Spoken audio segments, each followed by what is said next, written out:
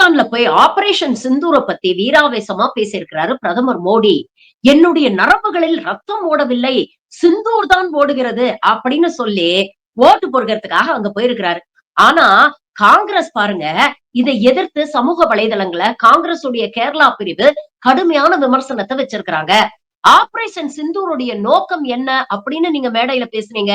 Bihar election மேடையில பேசும்பொழுது இவர் சொன்னாரு, இந்த பெஹல்காம் தீவிரவாத தாக்குதல்ல சம்பந்தப்பட்ட அந்த தீவிரவாதிகள் இந்த உலகத்தின் மூலைக்கு போனாலும் அவங்கள நாங்க கண்டுபிடிச்சு அவங்களுக்கு தண்டனை வாங்கி கொடுப்போம் அப்படின்னு சொன்னீங்க.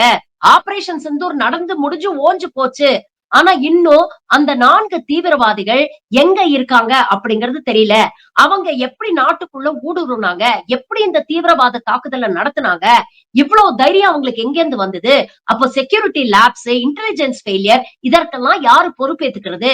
இன்னும் இந்த 4 தீவிரவாதிகள் இந்தியாக்குள்ளதான் இருக்கிறாங்களா? இல்ல காரியத்தை முடிச்சுட்டு இந்தியாவை விட்டு வெளியில போயிட்டாங்களா? இப்படி எந்த தகவல்களுக்கும், எந்த கேள்விகளுக்கும் பாஜக கிட்ட இருந்து பதில் இல்ல.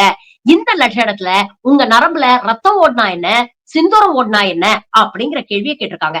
நியாயமான கேள்வி தானே. உங்க கருத்துக்களை பதிவு பண்ணுங்க.